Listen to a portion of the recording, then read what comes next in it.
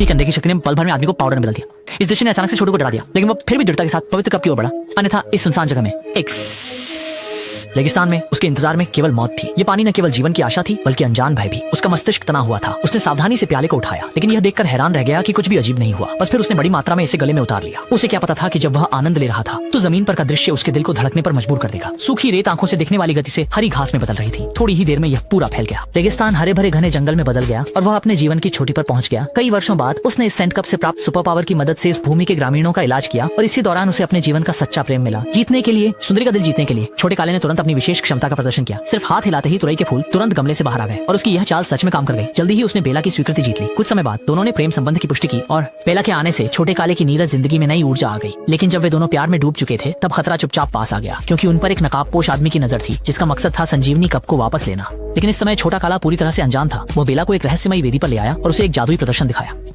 जैसे ही छोटा काला ने पहले पवित्र प्याला आग में रखा, इसके बाद उसने एक बेहद नाटकीय इशारे में हाथ उठाया, मानो किसी आत्मा को बुला रहा हो। इसके बाद एक अजीब दृश्य घटित हुआ।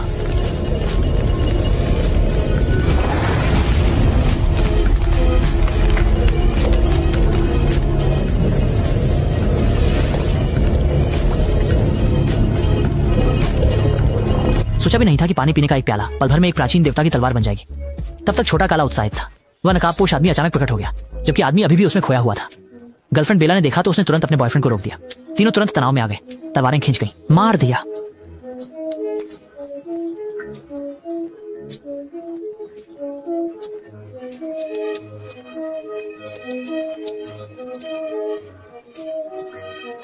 छुरा बेला के पेट में घुस गया।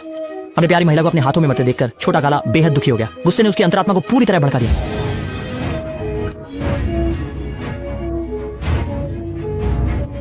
लेकिन जैसे ही मुखौटा पहने आदमी ने चोरी छुपे हमला किया, बेला अचानक पीछे से आई और एक झटके में मुखौटा पहने आदमी का दिल निकाल लिया। इस विचित्र दृश्य ने मौके पर ही छोटा काला को डरा दिया।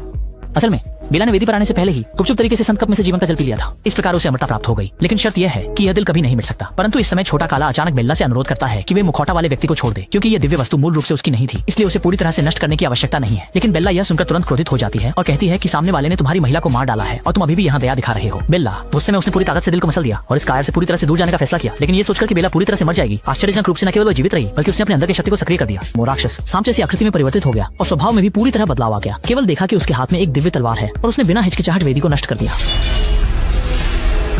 और इस समय छोटा काला अब और बौद्धिक सहानुभूति में नहीं था और उसने बेला से माफी मांगने के लिए